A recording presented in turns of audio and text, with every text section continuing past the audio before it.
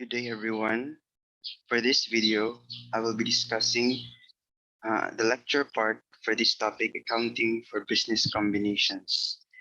So the source for this topic would be our textbook from Antonio Dayag, which is accounting for business combinations. So this is chapter 2 of our subject course.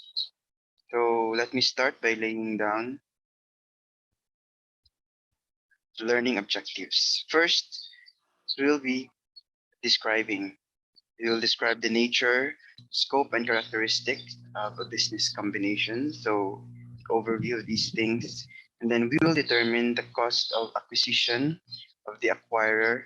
So, this refers to how much the acquirer will be paying in a business combination. And then, third will be to recognize the acquired assets and liabilities, compute goodwill or gain from a bargain purchase. Next would be to prepare journal entries in the books of the acquirer, and lastly to act in accordance with the code of ethics for office for professional accountants.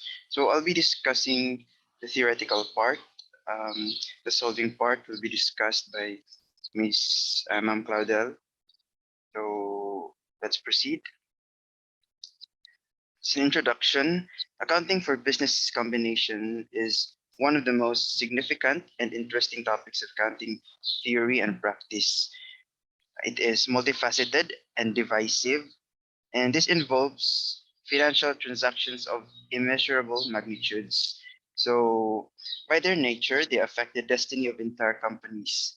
Each is exceptional and must be evaluated in terms of its economic substance, regardless of its legal form. So, one business combination that have recently happened, which is a large business combination, is one with UCPB and Land Bank.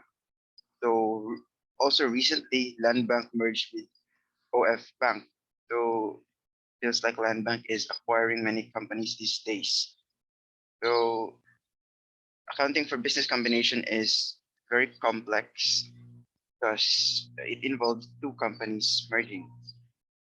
So the reason for this, now why do business entities enter into a business combination? Although there are a number of reasons cited, mostly the major objective would be growth. So once two businesses combine, then they will gradually expand their product lines, their facilities, and services, and may skyrocket almost overnight. So that's the main objective. Now, maybe some other reasons would include saving a business that is failing, or maybe um, we're trying to take over a competitor, but mostly the main objective would be growth. So, what's the nature of a business combination? So, a business combination may be friendly or unfriendly. So, an unfriendly one is also called a hostile takeover. In a friendly combination, the board of directors of the potential combining companies negotiates mutually agreeable terms of a proposed combination. So, both parties have mutual agreement, and as the term denotes, friendly. So there's no purpose of um, hostile takeover. In the same way as we can relate it to international politics, like Russia taking over Ukraine. That is not a friendly combination because that's the hostile. So an unfriendly hostile combination results when the board of directors of a company targeted for acquisition resists the combination. So as I've mentioned again about Russia and Ukraine, Ukraine is resisting the invasion, or as we call it in the business, combination. So an unfriendly unfriendly combination happens when the the company being acquired resists this combination. Because they are relatively quick and easily executed, often in about a month, tender offers are the preferred means of acquiring public companies. So tender offers relates to a company giving or bidding a purchase price for another company. So it's like offering how much will you offer your company. So that's a tender offer. The acquirer or the company being acquired uh, are giving a price for its whole company. So the acquirer will then acquire all the assets or all the net assets of the acquired company. So let's remember these terms: acquirer and acquiree. So acquirer is the one taking over the company, while the acquiree is the one being taken over. So the methods or types of combinations, the legal forms of effecting business combinations. So there are four types of combination which can be identified from legal and organizational perspectives. So from legal perspective, accounting and organizational perspective, the specific procedures to be used in accounting for business combination is affected through: first is the acquisition of net assets, which is your assets plus liabilities. So in the acquisition of net assets, there are two types of business combination. The third or the second type, so third dimensional because there are two types of acquisition of net assets, will be the acquisition of common stock. Lastly, the asset acquisition. Our focus here will be on the acquisition of net assets because when you say acquisition of common stock, it's simply you as the acquirer buying a share from another company. So that you can categorize it as investment in subsidiaries or investment in associates. And then asset acquisition is another form of combination, which is you're only acquiring a company's asset.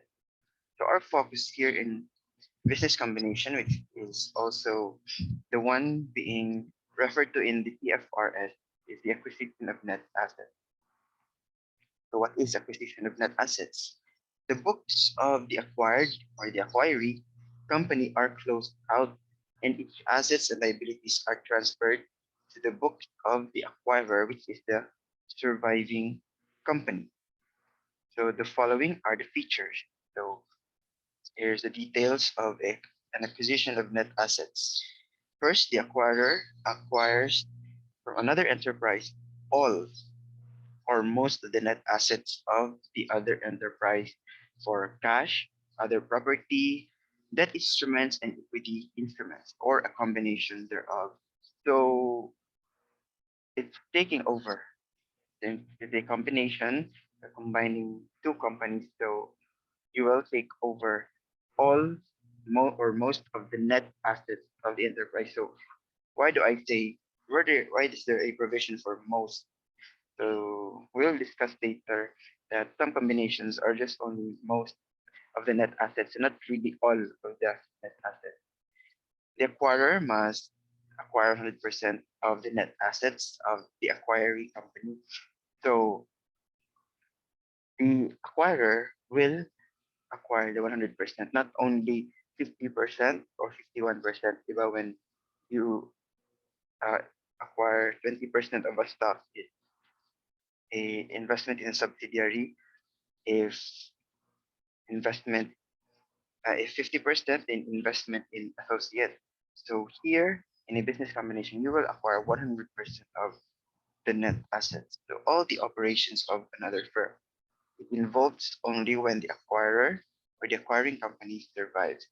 So in a legal sense, acquisition of net assets are classified into statutory merger and statutory consolidation. So what are these two? Okay, so there are two independent issues related to the consummation of a combination. So we'll explain later this statutory merger and consolidation. So the two independent issues that are related here is what is acquired. So that's the first question. Is it the net assets, the stock, or the assets?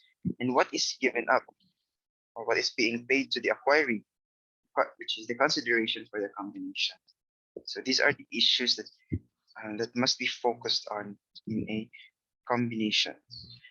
So you will see later that it's also the two things that will be considered in accounting for business combinations. So acquisition of net assets. The terms merger and consolidation are often used synonymously for acquisitions. However, legally and in accounting, there is a difference, merger and consolidation. So the distinction between these categories is largely technicality, and the terms mergers, consolidations, and acquisitions are popularly used interchangeably. So normally it's interchangeable acquisition, consolidation, merger, combination. So they're interchangeable, but when we dive into the legal and accounting sense, they are different. So what is statutory merger? So when you say statutory, no, it's defined by the law.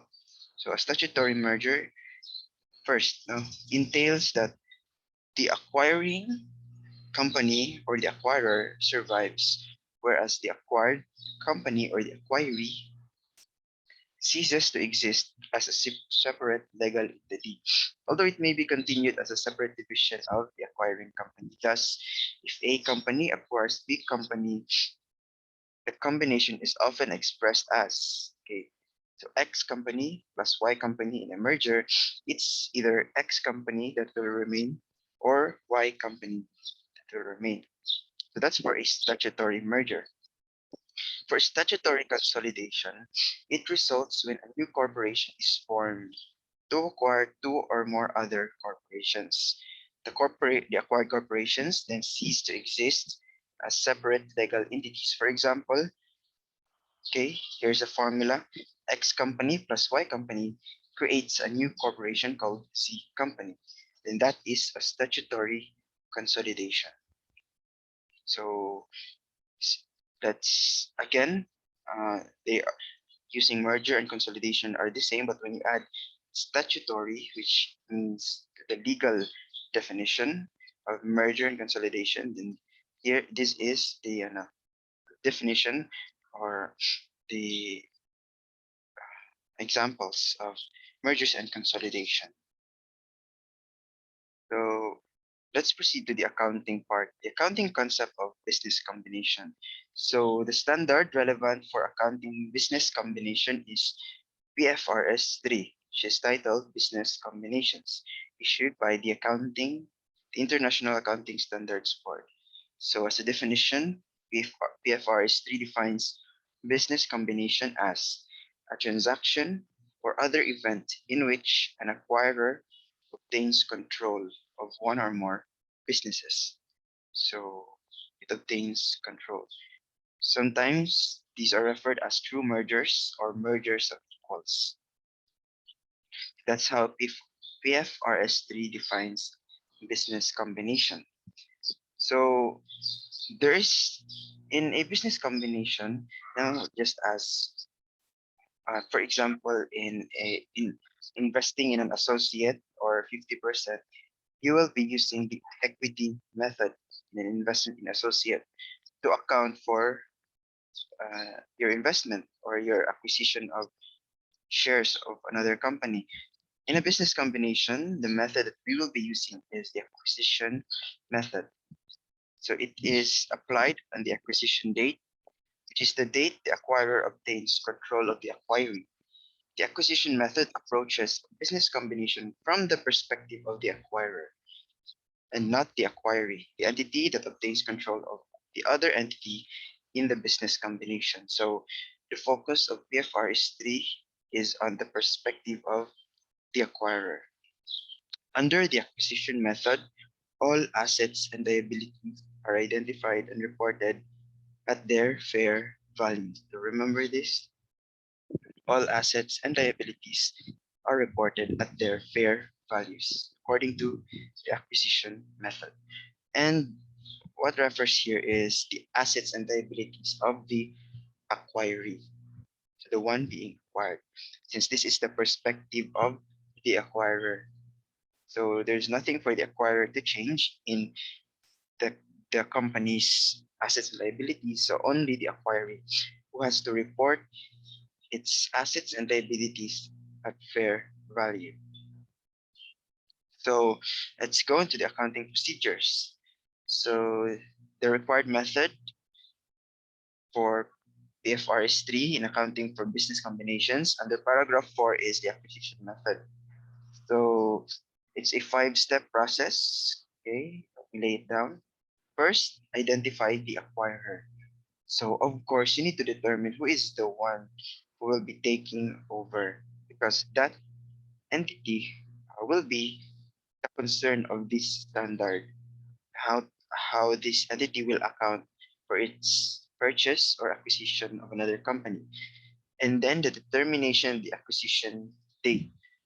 You will have to determine when will be the date. So for example, in a contract or in your combination contract, you will be discussing or you will be negotiating for a month on the price and the steps to do in the combination. But you need to determine when when the acquirer, the company acquiring another, will have full control over that entity.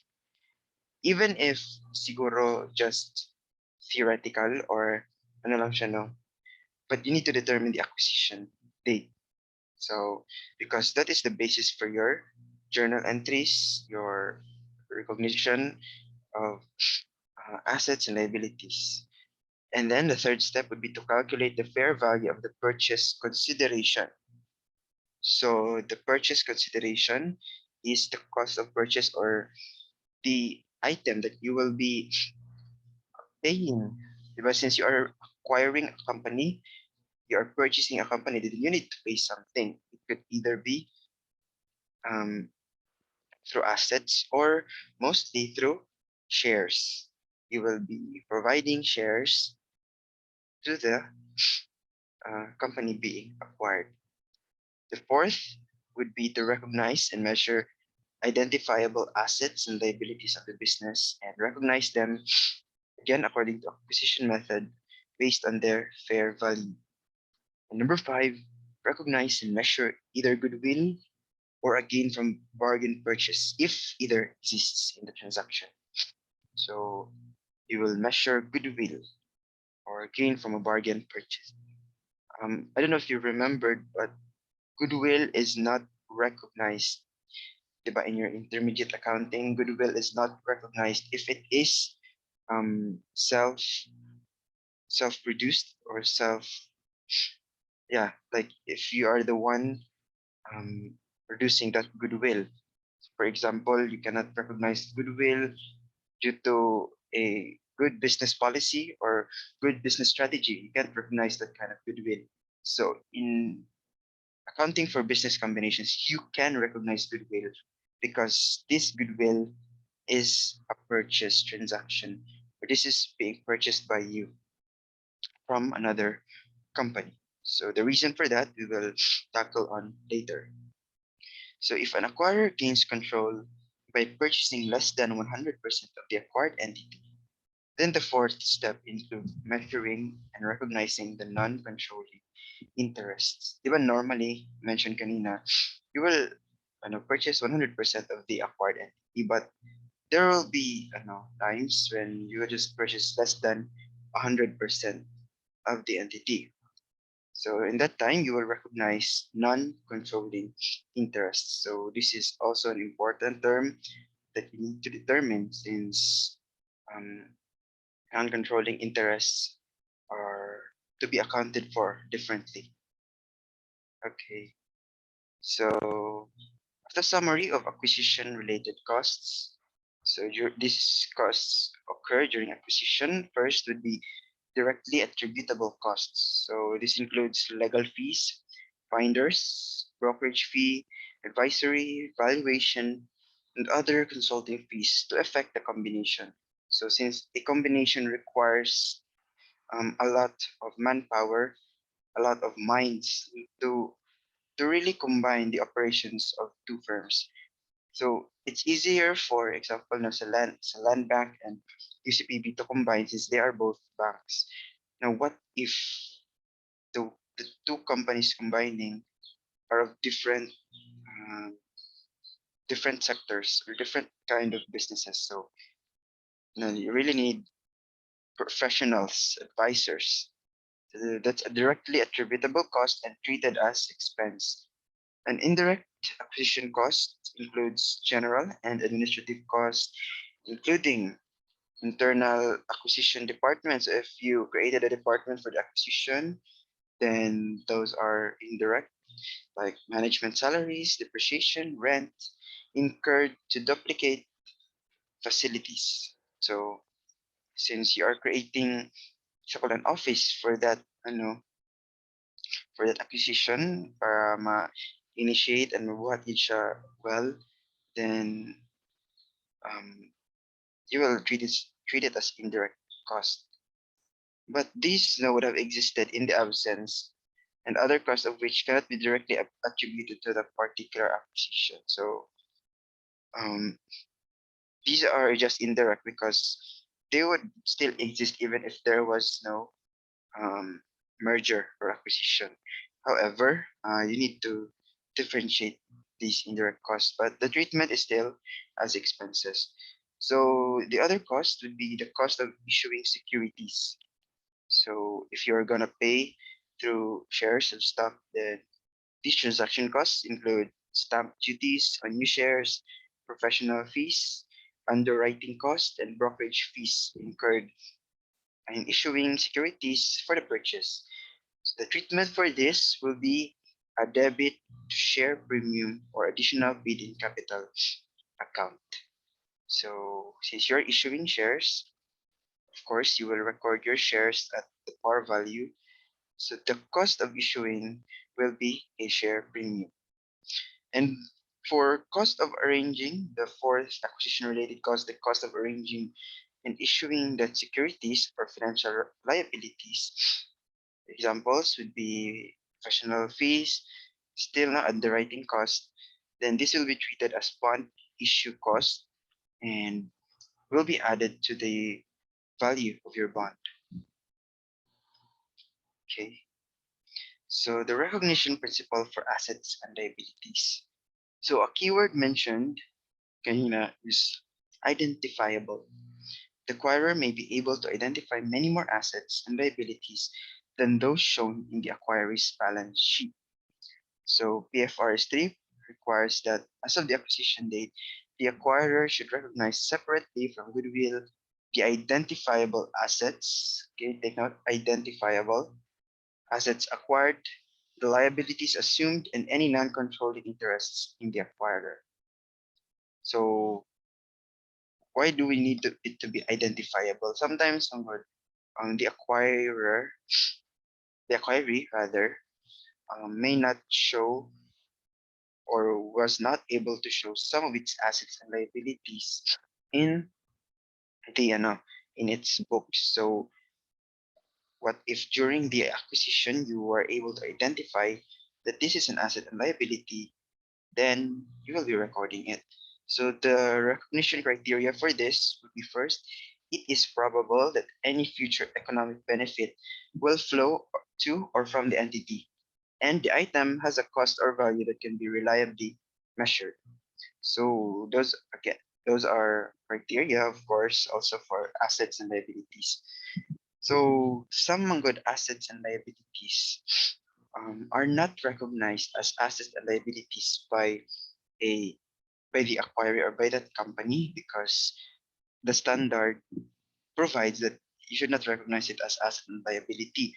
However, when that company is being acquired, since most since the transaction is a purchase man, it is in effect the acquiring company is purchasing that asset or liability created by the company. Diba? So it will be now recorded as an asset. For example, na intangible assets. I think later on na mention siya. Intangible assets, like self-created, example self-created brand or image, then if it is produced internally, then you will not be recognizing it as an intangible asset. But since that brand is already being purchased, then the acquirer already recognizes it as an asset. So you see, initially it was not an asset in the acquired company, but when it was acquired, then it becomes an asset. So that's why it's the keyword is identifiable. You need to identify what are the assets and liabilities. The conditions for recognition. So there are two conditions in paragraph 11 and 12 of PFRS 3. So the first condition, at the acquisition date, the assets and liabilities recognized by the acquirer must meet the definition of assets and liabilities in the framework. So it must, again, must be probable and can be reliably measured. So any expected future cost, so expected pa lang, cannot be included in the calculation of assets and liabilities acquired, so and liabilities assumed. So future costs are not included. So the following are outcomes as a result of applying this recognition condition: post-acquisition reorganization and unrecognized assets and liabilities. So when you say post-acquisition reorganization, um, you will be recognizing um, expenses that are post-acquisition. So for post-acquisition reorganization, you will not be including this as part of your acquisition. So you must treat this as expense. Then for unrecognized assets and liabilities, um, since these are assets and liabilities that exist but just not recognized by the acquiree, then you need to recognize these assets and liabilities. So again, the first condition, it must meet the definition of asset and liabilities. So once it meets that condition, it can be recorded as such. So one area affected by this condition is the accounting for contingent liabilities. Okay, so for past 37, provisions, contingent liabilities, and contingent assets. So affected, because these contingent liabilities are uh, non-existing, just a provision. Divided, it's just a provision. So you need to assess. Number two, the item acquired or assumed must be part of the business acquired rather than the result of a separate transaction. So again, first, dapat it's recognizable as asset or liability based on the framework standard.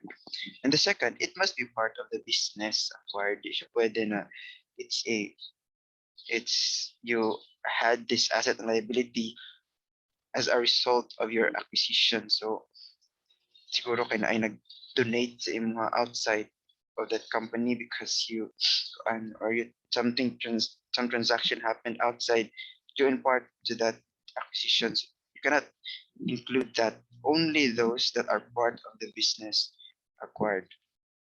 So as noted in paragraph 13, a possible result of applying the principles of FRS3, there may be assets, liabilities recognized as a result of business combination that were not recognized by the acquiree. As I've mentioned kanina. Okay, so okay, muna akong na-example kanina, no? One example, internally generated intangible assets that were not recognized by the acquiree. For example, internally generated brands would not be recognized by an acquiree, but would be recognized by the acquirer. The acquirer would measure this at fair value. So internally generated intangible assets are not recognized, but once these intangible assets are purchased, they will be measured at fair value in the acquirer's books. So let's talk about goodwill or gain from bargain purchase. So this is relating to the accounting records of the acquirer. The price paid for the entity will be determined in part by its earnings ability. The acquirer may or may not choose to operate the entity in the same manner, but regardless of the acquirer's plans, the price to be paid will take into account the acquirer's future earnings potential. So this refers here to the price that will be paid by the acquirer. So if the acquirer sees that um, the, that that company they are acquiring is having a great future earnings potential, then they may pay it at a higher amount. So again, um, it's not common or rare lang siya nga you will acquire because um, that company is failing. Mostly you will acquire a company because either you are competition or you see that it has future growth. So when you see that it has future potential for earning, then you will determine the price higher than it truly is. So if the entity has been successful and demonstrated an ability to generate above earnings, then you may pay a price that is higher than the aggregate fair value of the net assets. On the other hand, now at the rare occasions that there will be price or you're taking over because that company is failing, then you may be paying less the fair value. Okay, but not normally less than the liquidating value. So just less the fair value. So this happens, no? Ang result ani sa first nga kuan is a goodwill if higher, then if lower, then it's a gain from bargain purchase. Okay, so you don't recognize loss here. Okay, so if you paid much more, it's a goodwill, but if you paid less, you actually gained from that bargain purchase. So goodwill. PFRS 3 states that the acquirer shall recognize goodwill as part of the acquisition date, measured as the excess of 1 over 2 below. So 1, the aggregate of the consideration transferred or measured in accordance with the standard, which generally requires acquisition date fair value.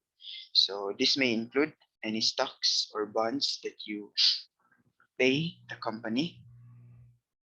So that's the consideration, the payment. The next, so plus any non-controlling interest in the acquiree measured in accordance with the standard. So you add the non-controlling interest in the acquiree or those interests or shares or part of the acquiree that you cannot or that you did not siguro you did not acquire. And if in a business combination achieved in stages, the acquisition date fair value of the acquirer's previously held equity interest in the acquiree.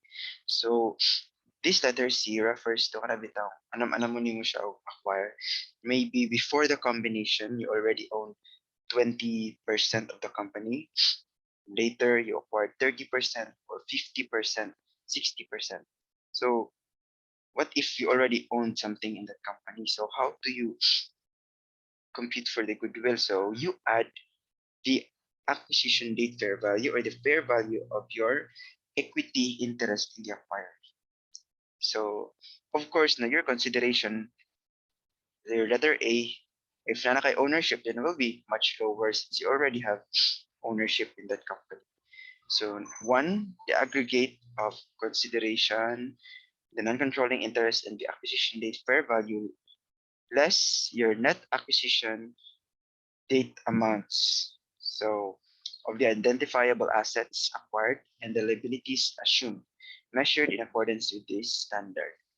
So this is your net identifiable assets and liabilities on the acquisition date.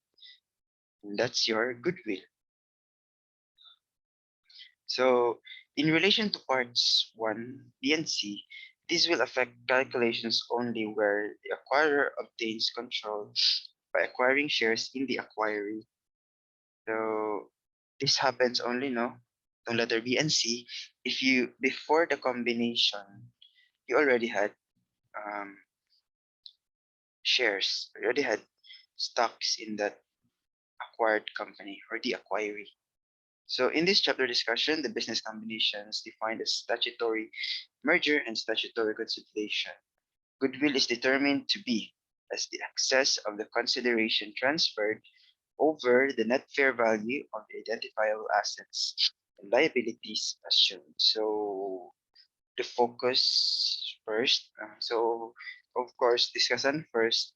Uh, if wala by non-controlling interest and wala equity interest that is earned in steps. So again, goodwill is consideration transferred less acquirer's interest net fair value of the acquirer's identifiable assets and liabilities. So what are the items included in goodwill? The acquirer subsumes into goodwill the following. So you don't have to, to separate this. Let's just look at what may be included in the goodwill or what are the things that if we talk about goodwill are part of it, but it's still recorded as goodwill. So first is the acquired intangible asset that is not identifiable. So in your kanina 'di ba, if internally generated goodwill, then you will not be recording it as as an asset and internally generated brand or tangible asset.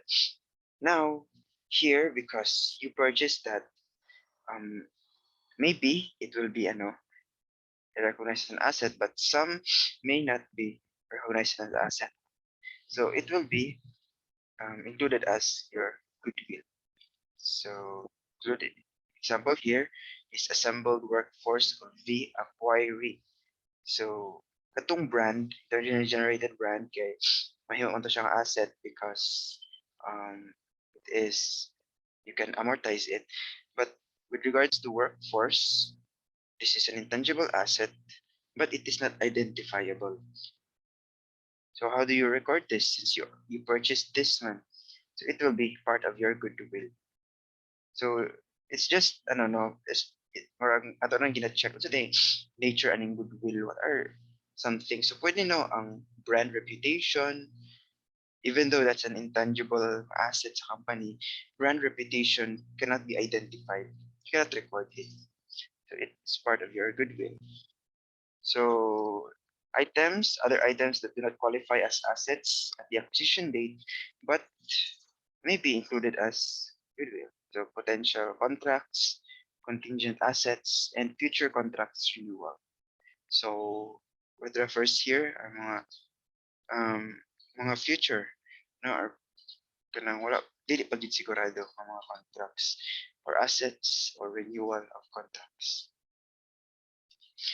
Okay, so that is goodwill. Now, what is bargain purchase gain or gain on bargain purchase? So when the acquirer's interest in the net fair value of the acquirer's identifiable assets and liabilities is greater than the consideration transferred, the difference is called a bargain purchase gain. Because nakaginansya ka, tungkol kay you bought the net fair value of the assets of the acquiree, the net assets of the acquiree, less lesser siya imong gibayad. So it's for you a gain on bargain purchase because when you record man gud the net assets or the assets and liabilities of the company you acquired, you will record it with at fair value. So kumbaga balancing nimo ang gain and bargain purchase kay if you example debit the net assets of the ano the company you acquired, you credit your consideration which is much lower, then magkulang ka credit kay much lower man siya sa imong gi-purchase. So that will be recorded as gain on bargain purchase. So the formula, acquirer's interest net fair value of the acquiree's identifiable assets and liabilities less consideration transferred. Or simply net fair value of the acquiree or net asset fair value of the acquiree less consideration transferred. So that's for the bargain purchase. So let's talk about measurement period.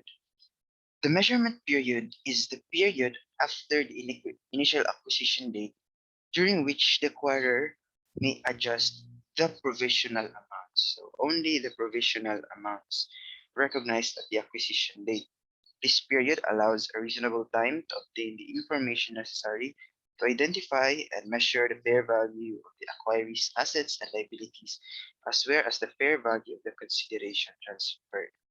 So there are mga assets and liabilities that na, combine na mo, you already have a business combination, you already have your acquisition date, but that amount that you assign is just provisional. Kasi um, di pa ninyo sure, di pa kayo sure kung magkano, how much is the amount of that asset or liability. So, but there are assets and liabilities, of course, that you can identify na. For example, building. You can identify the fair value of that building because you're able to know man, you can locate man yung mga buildings. But what if na ay building na, example, gina-construct, no, hapit-hapit na siya mahuman, then you will be having provisional amounts for that kay di pa nila ma-finalize. No? So, usually pag merger lagi nang dalion kay the longer the process takes, the more costly ang kakahitabo. So if some of the measurements can only be determined provisionally by the end of the period in which the business combination occurs, the acquirer should report those provisional determinations to the financial statements. So the provisional amounts, kaya pwede pa siya ma-change during the measurement period because you declared it, disclosed it as only provisional. Kaya di pa mo sure kung pila na. So, kasi kadugay ang measurement period. So, it's a 1-year period. The 1-year period known as the measurement period.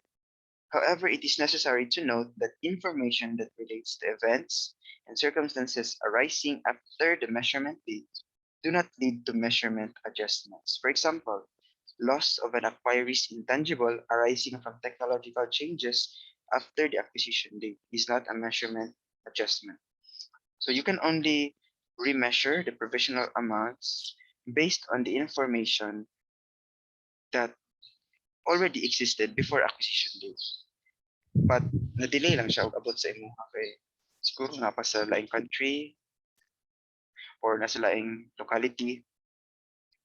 But if those information are beyond the acquisition date na, that's no longer part of your may consider nimo sa imong pag-measure. Sa imong only your provisional amounts. Again, your provisional amounts. So therefore, measurement period ends at the earlier of 1 year. So 1 year ang default, no? Or the date when the acquirer receives needed information about facts and circumstances. Hindi na kailangan magulat og 1 year kung kompleto na yung information na about sa assets and liabilities. So it ends at the earlier of one of these. So the rule on changes of fair value of contingent consideration normally will change as the future unfolds.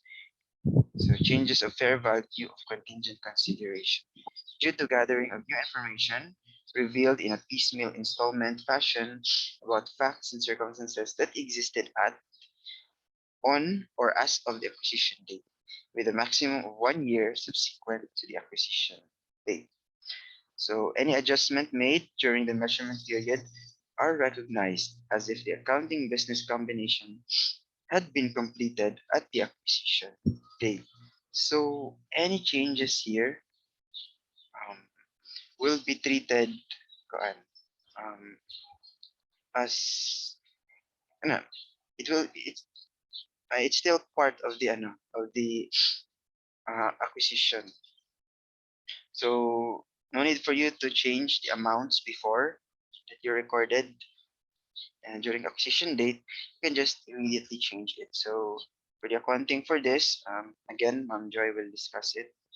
Hindsight correction is allowed only because of incorrect or incomplete information available at acquisition date.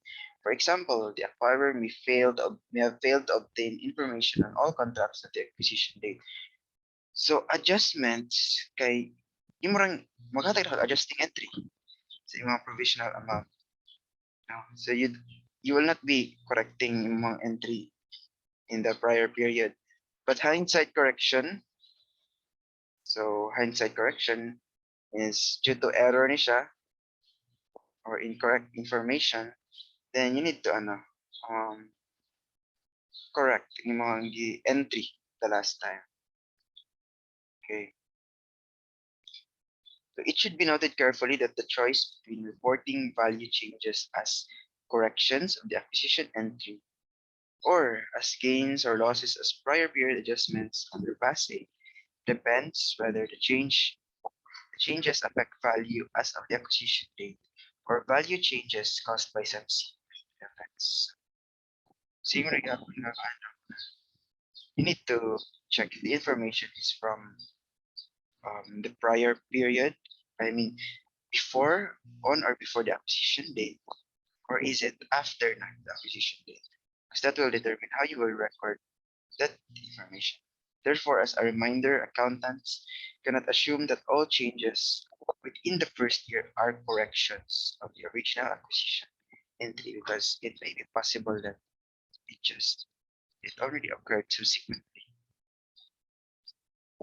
So PFRS 3 paragraph 46 requires adjustments may be made in the measurement period to the following components. So during the measurement period, you may adjust this. So, dili ni siya correction ha, this is an adjustment because kato na kay update of information. Kato man kung hindsight correction, you need to, imong baguhan imong gikuan is because of failure to information or mali gyud ang information. Kini, you just had an update or changes in the information because nakompleto na nimo ang data. So first, the identifiable assets or any non-controlling interest. So even the consideration that you transferred, and for the combination achieved in stages, the equity interest in the acquiree previously held by the acquirer. So you can change the following, no? So ito, the assets, liabilities, consideration, and also then the previously held equity, and also of course your goodwill or bargain purchase, gain on bargain purchase. So you can adjust this during the measurement period. After the measurement period, any correction of errors will be deemed as a prior period adjustment in accordance with past. So if nahanap po yung mga changes na after the measurement period, then it will be treated as prior period adjustment. So for prior period adjustment, I hope you remembered the standard for this. Okay. So what are prior period adjustments or retrospective adjustments? So the adjustment to provisional amounts should be recognized as if the accounting for the business combination had been completed on the acquisition date.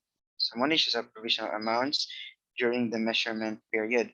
Therefore, comparative information for prior periods presented in the financial statements is revised, including making any change in depreciation, amortization, or other income effects recognized in completing the initial accounting. So you have adjustments to recognized items, and also adjustments to unrecognized items, and also the information to be considered. So for retrospective adjustments, we need to uh, consider these items. Pertinent factors include the date. So information to be considered na include the date when additional information is obtained and whether the acquirer can identify a reason for a change to provisional amounts. Information that is obtained shortly after the acquisition date is more likely to reflect circumstances that existed on the acquisition date than is information obtained several months later. So, diha pa mag-cast doubt po siya if ang information nga na if ang information na received na nimo several months later, then you will cast a doubt if kana siya nga information na exist ba on acquisition date. Kay dugay na gud kanin ma-receive. So mostly the information you need kay tuol-tuol ra gyud sa imong acquisition date. Mao na nga gitagaan kag measurement period so that the you need to check if the information is um, timely or recent. And also revising goodwill. Ano yung mga adjustments nimo sa imong entries.